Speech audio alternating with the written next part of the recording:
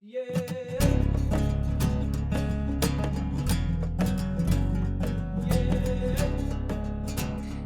Jess, Ford, I am so excited to be doing this with you guys. We've been talking about this for months now, and we are just about to kick off a 6-part series where each of us present a cool story that's happening in the world of nature and conservation and the great outdoors.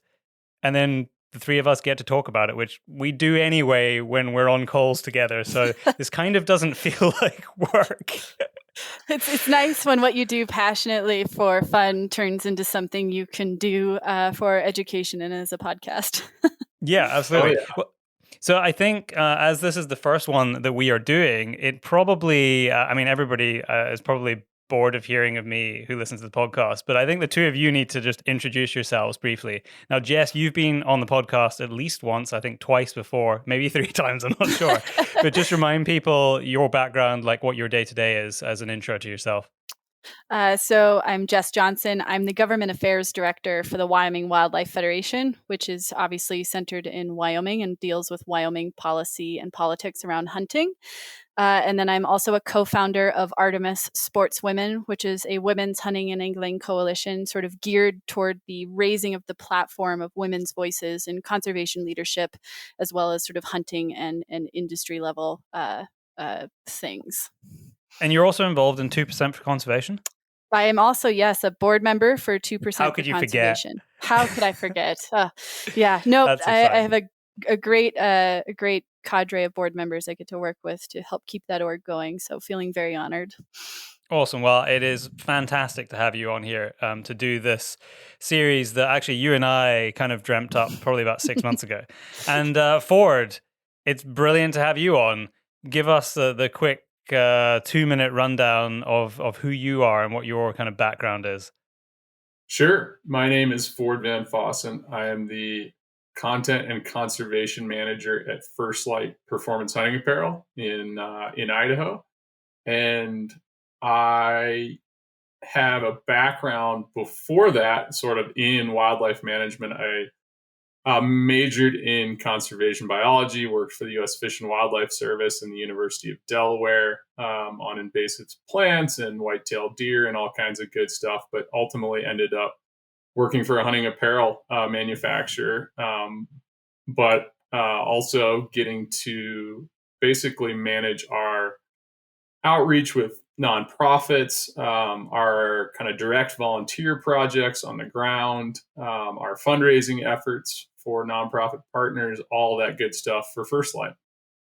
Great. And with that, we're going to kick straight into the show. Now, there's some crossover here. So I'm going to start with Jess. Jess, you're going to present your story first because you're talking about bison. And this is incredibly topical because it's been in all of my news feeds in the last 2 weeks. I am also going to be talking about bison, but on the other side of the planet. So tell us, what is your kind of news roundup on bison in North America? So I picked this one actually specifically because I also saw yours and I thought it was a good comprehensive sort of overview and at where bison and conservation has come and sort of the long and varied history of it. Basically, the story is that the National Park Service has opened up the ability to apply as a hunter to help cull some of a bison herd that is in the Grand Canyon National Park. And this comes on the coattails of some other, I know in a previous podcast, I think I may have mentioned a mountain goat hunt that happened in Teton Park. So this is sort of similar in the sense of like, they have this bison herd. It is now moved almost exclusively into residing within the park. They have around 600 bison. I think ideal management, they're looking at like 200-ish. It doesn't seem like a lot. Grand Canyon National Park must be massive, I guess. Yeah, so I think some of it is like where it is okay for them to reside, where it's socially acceptable. You know, you have a lot of those social boundaries that are hitting. I mean, impacts to visitors, impacts from grazing and trampling on water, vegetation, soils, archaeological sites. Grand Canyon has a lot of those, and so they're trying to find this balance. And the picture, the article that I chose I think is really interesting because, from the hunting community, we heard about this and every hunter was like, wow, how cool would that be I to want to go hunt apply. bison? Have you applied, Ford? Yes, I already did. Amazing. Have you applied? So did I. Yes. Yeah, okay. I have not because I'm not in the country. Well, so they opened it and it got nearly 45,000 volunteer applications in less than 48 hours, and they closed it. They're only picking 12 out of that. So it's like that is just quite this the lottery. Lottery, huge. But the thing is like, we in America hunted bison pretty much to extinction, both in a way of like market hunting, but also in the mindset of that removing the bison also removed the indigenous folks on the landscape because of that. Political agenda there too, yeah. Huge political agenda. So inextricably, the bison and the recovery of the bison is tied with indigenous peoples in America. And so this major hunt came out and people were really excited about it, but there's always the antithesis of this, is that especially in the West, there's a lot of conflict with bison and agriculture. Bison are known to carry brucellosis. A lot of ag producers, it's a disease that causes early abortion in cattle. And if you have cattle that test positive for it, it's major. It's like your whole herd is lost. You're put on like a quarantine. It can literally put a rancher out of house and home forever. So like having that kind of thing is major. And the West is very much dominated by agriculture politics. Yeah. So we have a very similar thing with badgers here and TB, tuberculosis. Yes, it's similar. Just this... And that's majorly controversial because badgers are a protected species here and and no one hunts them. It's like bison are protected in the US, but they are a huntable species under certain circumstances. And, bison get hunted very regularly outside Yellowstone National Park, in the greater Yellowstone area. Whereas badgers here, they've had these culling programs to try and see if reducing the badger numbers will reduce the instances of tuberculosis being transmitted to cattle.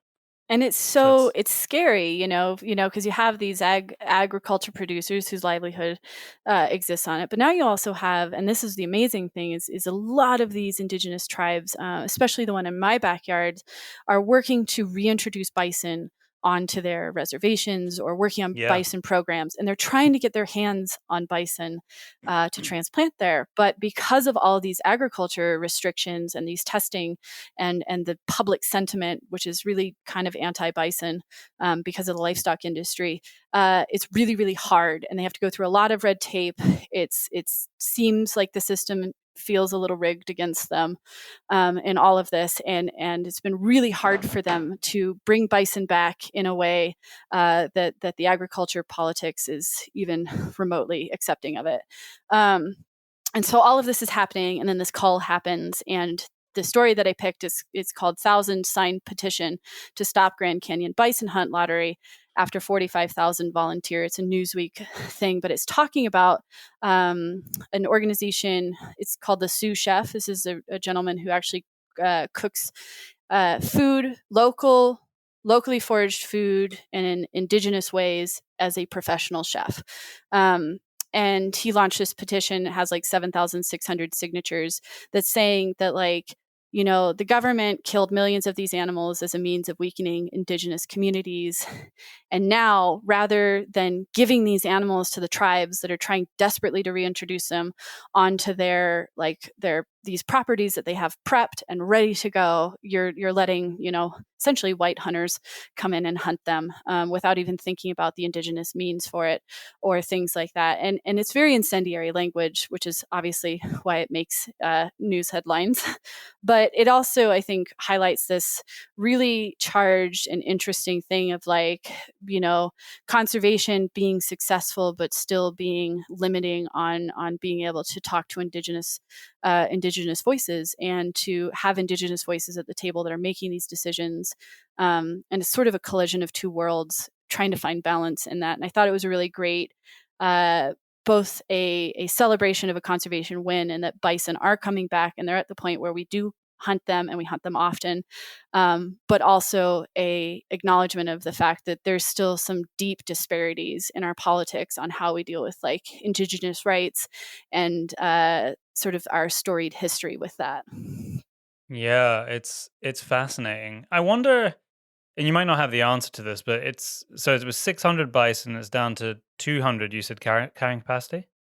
They'd like so as they were talking about on the national park, they say, let's see, they would like to reduce the number of bison on the north rim of the Grand Canyon from around 600 bison to less than 200, using lethal removal with skilled volunteers.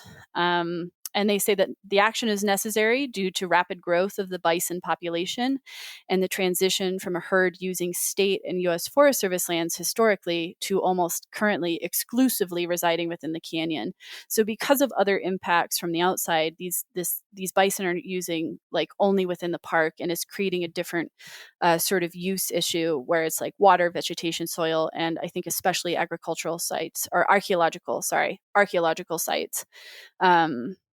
And trying to find that balance, which is, when humans develop everywhere else but the small bits of land that we leave for the wildlife, we also have to contend with how many of the wildlife can reside on there without losing it's very true. History. Ford, I wonder, I'm thinking here now. I could see by the excitement of both of you guys and your voice. Did you apply for the bison ticket? And both of you, it was like, yes, we put in.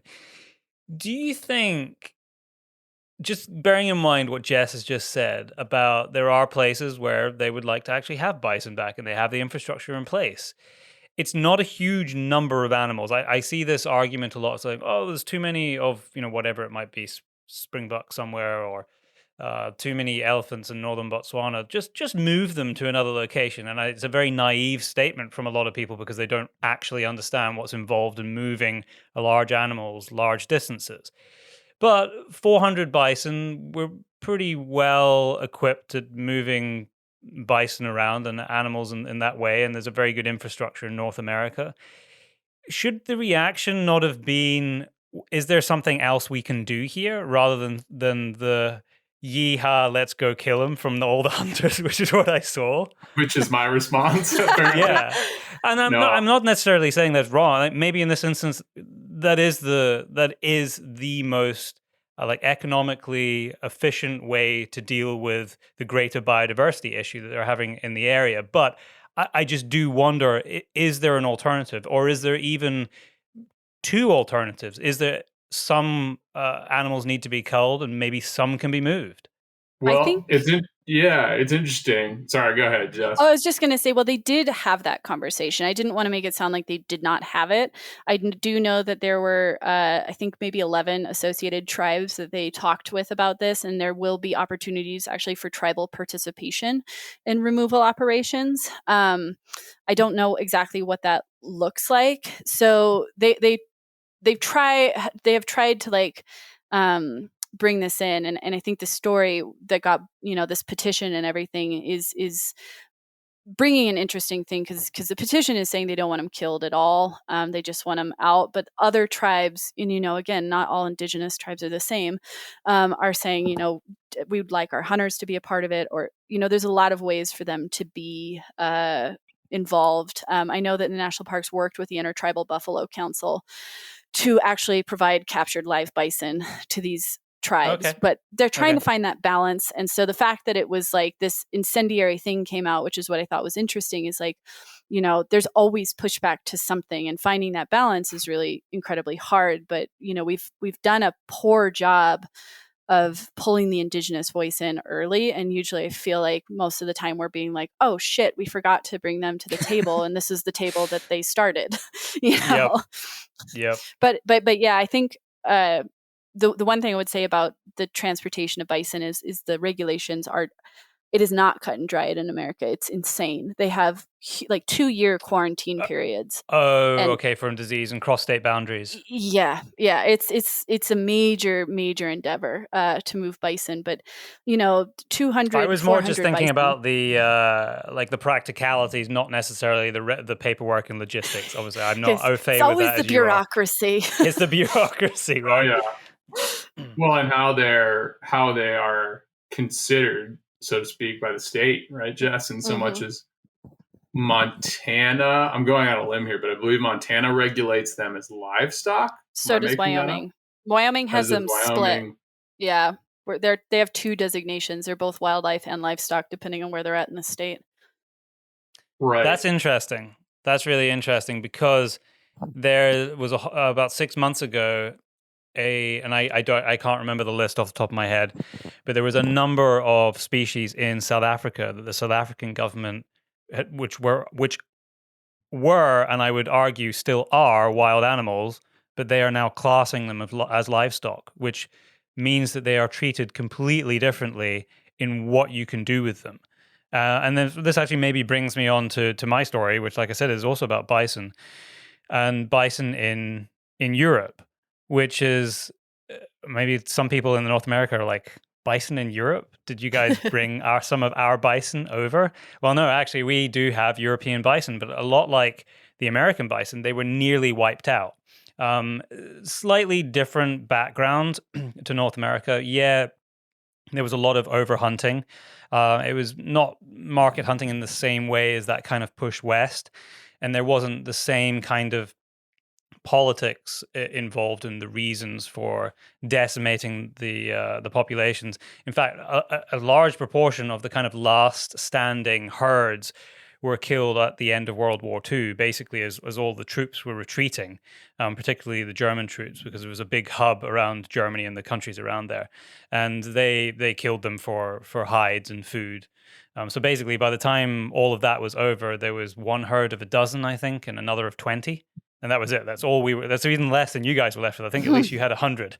Um, so we had like 30 animals, and all the European woods bison that are there today, which I think is, I did have a number here somewhere. 8,400. That might be a little dated, but I think there's 8,500 in Europe now, come from those two populations, which is insane. And they've done a lot of genetic tests on them to see if there are any genetic implications from this kind of bottleneck, and they seem to have got away with it. What's interesting, because I didn't actually know the answer to this, because my story is actually about fire, more than anything else, and putting bison back into a landscape. But the European bison is essentially a cross between the steppe bison and basically what our domestic cattle originated from. And these kind of crossed at some point 120, 150,000 years ago.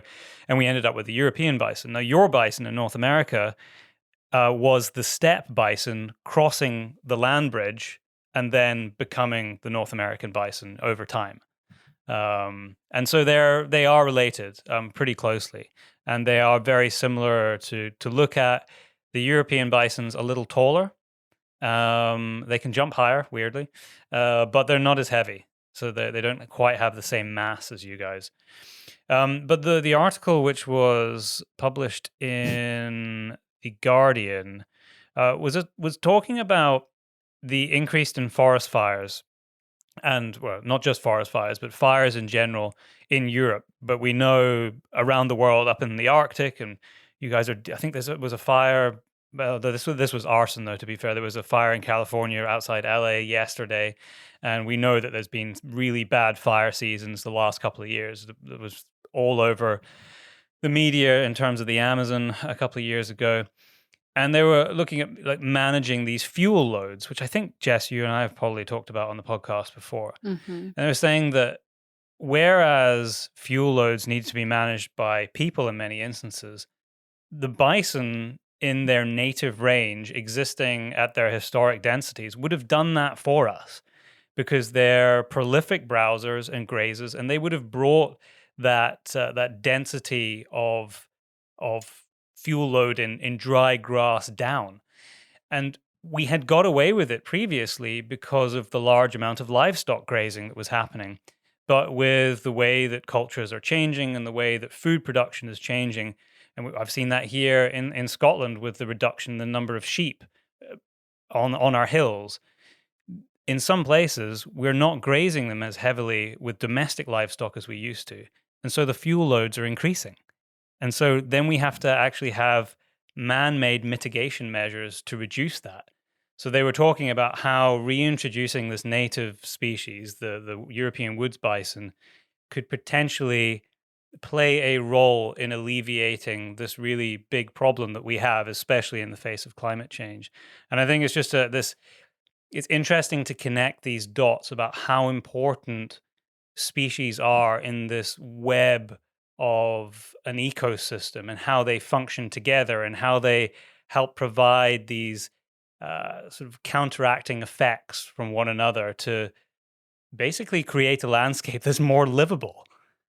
So yeah, European woods bison potentially reducing the fire abundance in Europe. But like you were talking about, Jess, it's controversial in some instances because there's competition. And to your point about like how they're treated, in many countries which would have historically had them, where they've long been extinct, they are not classed as a native species. So when they're brought back in, they're essentially classed as an invasive non-native. So they can't be released. They have to be kept behind fences under very strict regulation. So there are a couple of countries that are trying to bring them back. I was actually speaking to a friend of mine in Germany today, and she has. I was telling her about the story that I was going to talk about on the podcast today, and she was saying that there's European woods bison not very far from her, but they're all basically controlled behind fences. They don't really have a freedom to roam like our roe deer and red deer do. It's interesting, which really ties in with our herds, right? Yeah.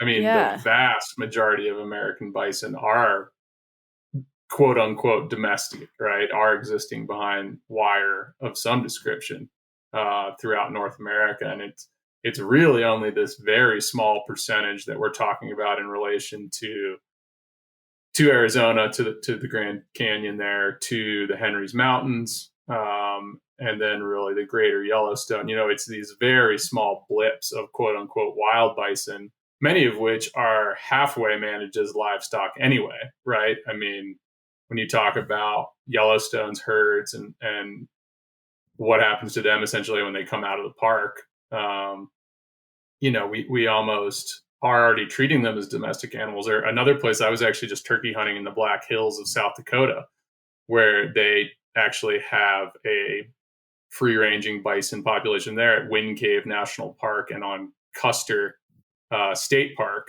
But on the Custer, they both hunt them in a very controlled way, as in, you draw a hunt and it's half a day and you go out with the biologist and you shoot Thomas the bull. It's very it's very organized, and I think probably is perhaps more of a cull than a hunt. But they also, interestingly, I believe, round these bison up. So a portion of them are not harvested by hunters. They're rounded up and sold to ranchers, essentially, or to whoever wants to purchase them for meat or for I guess recreation or for whatever reason else you what other reasons you buy bison. So there is kind of a plethora of management strategies underway for our bison, as per Jess's story.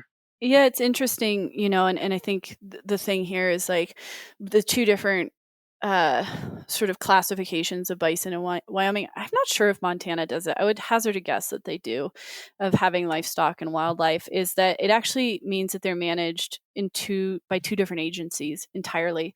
So when they're classified as wildlife, in Wyoming, the Wyoming Game and Fish Department is managing them, or the National Park Service, depending on obviously where they're at and what herd it is.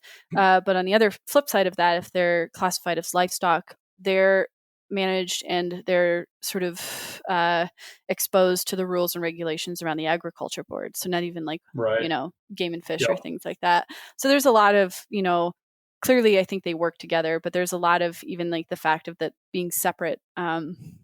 It's inherently more bureaucratic to get anything done because there's two agencies now that have to work together and try and figure this out. The one thing I will say is that there's an interesting thing here in that elk also carry brucellosis.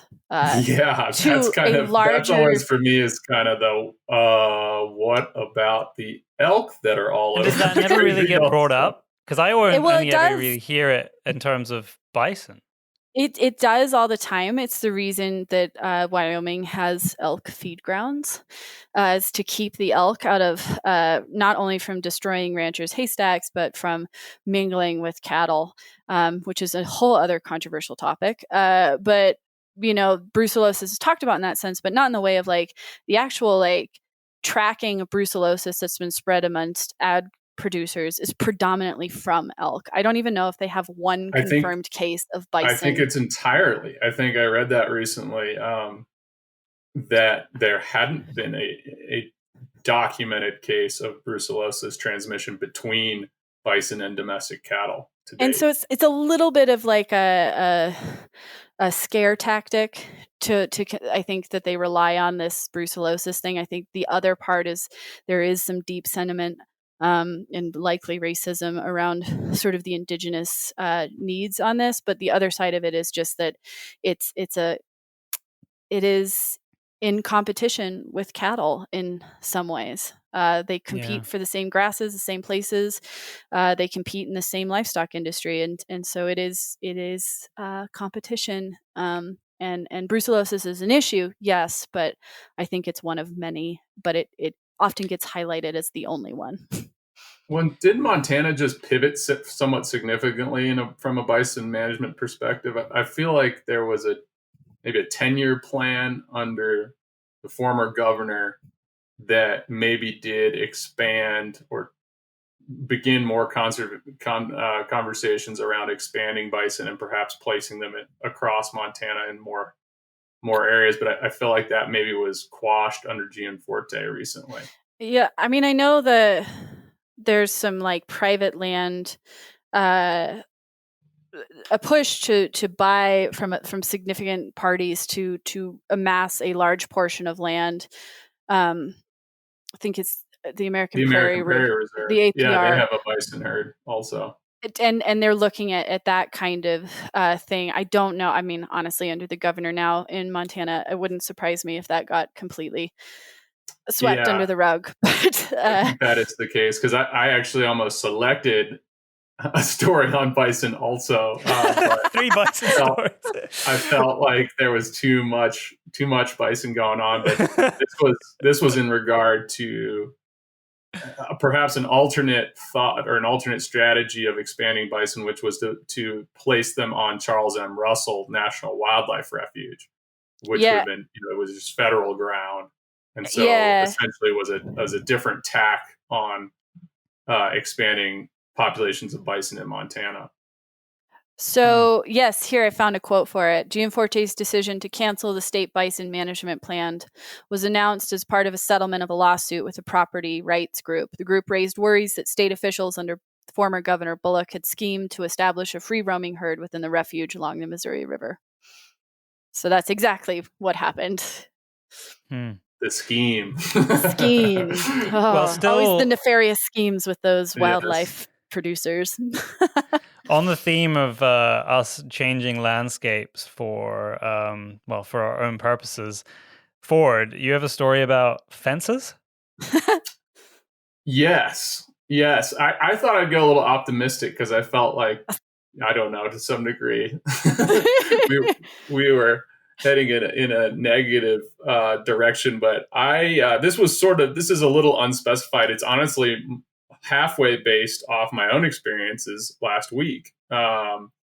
We are kind of always looking for conservation projects that our employees can volunteer at, get together, have a good time. And we got in contact with a big chunk of private ranch land just outside of town here that's managed by the University of Idaho. It's kind of neat. It's owned by a land trust and by the Nature Conservancy, and it's managed as a research station for grazing research by the University of Idaho. But they are in the process of transitioning a lot of their fencing to what's called laydown fencing, and other forms of wildlife friendly fencing. And essentially what this looks like now that I've actually seen it is 3 strands of smooth wire that can be electrified that basically can be sort of knocked down, if that makes sense, for lack of a better description. By animals, you mean? No, by the rancher. So when there Okay. aren't cattle on the range, they basically tip these fences over to the ground and allow ungulates to pass Got it. through them without issue, basically. That's smart. They're also, when they're standing, because they're 3-wire and because they're both sort of lower and the bottom wire is higher, they're quite a bit easier for elk and deer and antelope to move around over or under, depending on the species, while they are standing. And the last benefit, somewhat significantly around here, is that we have a sort of teetering sage grouse population across the West. And a source of mortality, unfortunately, almost comically, is that these grouse will fly, they fly quite low, and they will fly full speed into barbed wire fences and sometimes kill themselves. We have the We've same done- problem here. Yeah. Major Yeah. work projects with the Wyoming Wildlife Federation. This is funny that you put this in here because, I mean, we have fence builds throughout the state, and many different volunteer opportunities, at least, Wyoming local, because that's where we work. But that push both for flagging on the top strand so sage grouse can see the fence, as we well do the as same thing for our grouse, fences. put little flags on them. Yeah. Yeah. And lay down ridiculous, fences. but it works, apparently. Hiring that lower strand, especially for antelope who don't jump well at all. Fences have been a huge issue, especially looking at, Wyoming's got all these huge migration corridors and deer that are traveling these, some 250 miles in some cases from summer range to winter range and back again. And a big push has been to work with the landowners, and landowners have been amazing. In fact, I would say that they're probably single-handedly the reason we still have migrations in the West right now, is most of these landowners see this as an issue, and when groups reach out to partner with them, just jump on the aspect of like updating their fencing, whether it's to lay down fencing for the winter so these animals can pass through them really easily, or if it's to just wildlife friendly fencing that's 3-strand with a smooth wire or whatever works, however it makes sense to. But there's a lot of foundations and organizations that are willing to do that work and help pay for it. So landowners just need to kind of reach out. It's so important. And this kind of like segmentation of our countryside and our landscape, we're realizing now, and Jess, you and I have talked about this on the show before. I think we were particularly talking about roads and how this has cut up our landscape in a way that fragments the ability of animals as populations to function cohesively. And fences are the same. And the first thing that we did when we moved west and moved west across North America as European settlers and started introducing agriculture was put fences up everywhere. And we did it across the continent of Africa. And I mean, if you look at Europe now, originally, if you go back, a lot of it was hedges. We would put up a lot of stone walls and a lot of hedges for our fields, which were actually brilliant for wildlife. Then when there was a lot of subsidies available for, not the subsidies, when there was this push after World War II for maximizing our ability to produce food, a lot of these hedges got ripped up and they put fences in.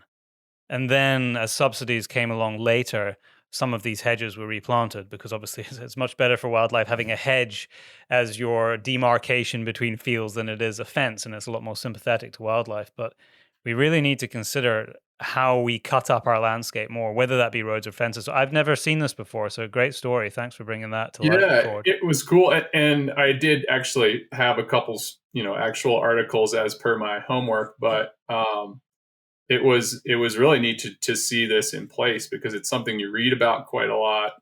The concept of lay down fence in relation to migration, et cetera. But to see these in place, they were actually along riparian areas to keep cows out of sort of that sensitive bottomland in the sagebrush steppe area where this ranch is. But it was cool to see them in person and sort of see them in action. And honestly, too, pulling old fence it's got to be up there on sort of the satisfaction scale of volunteer activity. Yeah. I agree. It's pretty neat. Our employees were so fired up that we're actually doing it again Thursday. So is this like the whole First Lite office just going to go and do this? Yeah, I think we had about 10 guys, and they were actually all guys in this circumstance. Just kind of rolled out after work and drove down. It's only about 30 minutes away from our office. Love it. And met up with the manager and pulled. It was neat because we were kind of working as a team, but sort of leapfrogging down the line. And when we finished, we hopped in the back of the ranch manager's truck and drove back to the cow camp along the road, along the fence we had removed for, 5 minutes or whatever. It was like, wow, that was tangible. That's gone now. Yeah. Critters can get through there. It's and I didn't really it's one of my favorite things because it's immediate gratification. It's not like the long drawn out like conservation initiative where you're like, oh, it's going to be 50 years before we pass this. I'll be dead before you see the benefit. Yeah. Very immediate. And honestly, for a bunch of, what is for all intents and purposes, office jockeys, right? I mean, we're all sort of soft-handed computer jockeys at this point in the First Lite office. And it's nice to get out and actually do something with your hands, that's productive for the world. But it was very cool and satisfying in so much as I saw an article cited via the Rocky Mountain Elk Foundation whilst kind of looking around the interwebs on this topic before the podcast here. And they actually were citing, we kind of, I think all know, like, oh, occasionally a deer elk gets snarled in the fence and dies, right? But they actually cited a study in which a fella had basically ridden about, I think it was 600 miles of fence methodically in Utah and had worked out an actual figure, an estimate. And it was, I want to say it was one mortality per 2.5 miles of fence. Wow. Which add that up. And exactly. They sort of figured, extrapolating, obviously that's sort of more than occasional, if that makes sense. Oh yeah. I mean, roads and fences, human encroachment, roads and fences.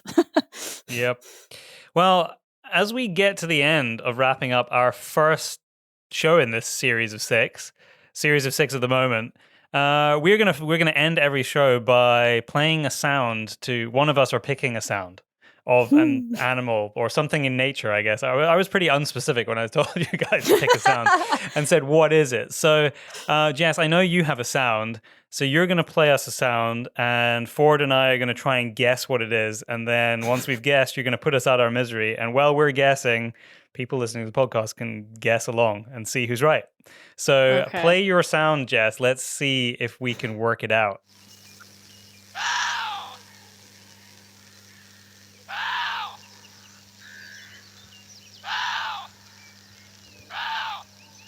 Okay, so... Okay. Unfortunately, I think I heard it, and I don't know what it is. I don't think I can blame that on feedback. I think I just don't know what it is. I was trying to work out what the would I be right in saying that sound was recorded at night, Jess? It looks like it might be like twilight. Okay. Because it sounds to me like a fox, possibly, but I think it's not a fox because you would have picked something in North America. So is it a canine of some description? No. Well, is it a cat of some description? No. Dang. Oh, is it a bird? No. Wow. I was going to go for bird and then narrow down the species. I can give you guys a hint because I can tell you I came across this animal whilst I was working with a friend for a film in New York, and she is a native Korean, so born in Korea. And we started researching things in Korea, and this one shocked the hell out of me. It is a animal. This is in Korea from a children's book. It doesn't look like a real animal. No, it's not. Okay. I think you're gonna have to put us out of our misery, Jess. Yeah, I agree. I want you guys, I'm going to say what it is, but I also, while I say this, I want you to Google it because I need your reaction on what this thing looks like. It is a Korean water deer. Oh, okay. I'm intrigued here. I don't mean like I should have known that. I just am. This is interesting. So I wonder if this is the same as a Chinese water deer. They are. Yes, they are. Okay, so I have actually seen these guys, and I have hunted one. I have one's head in the freezer. Is it a muntjac, basically? No, it's different. It's similar, but not the same. The interesting thing is that in almost every other place, these water deers are like either domestic in the sense of like hunted, in fenced areas or not, or in endangered position. Whereas in Korea, and this is what I found was really interesting, is the Korean water deer is treated a lot like the American white-tailed deer, where it's a little bit almost of a pest. Like it's really damaging to crops, and they're actually going so far as to like hunt them at night and try and like get them down to a manageable level. And so Shalma Jun, who I was working with in New York, and I kind of just Googled like what are huntable species in Korea because we started talking about it. And this was the first thing that came up. And both of us were like, there's no way this is a real animal. Amazing. And then we played the sound and I was like, oh my God, I have my sound. That's a good one. So we have them here. They were introduced, I think they were originally introduced to Woburn Abbey. I might be mistaken there, but certainly down south in England. And they've done very well. I mean, they get hunted all the time. They're like rabbits down south in some places. There's loads of them. But they haven't really made it north. I think as they get north, the kind of wetter, colder climate doesn't suit them, is from what I can gather. But I had a chance to hunt them quite a few years ago. Not the most, I mean, they need to be tiny. managed they're because like they're a problem. Pounds. Yeah, no, they're tiny. They're almost like a big hare. Yeah.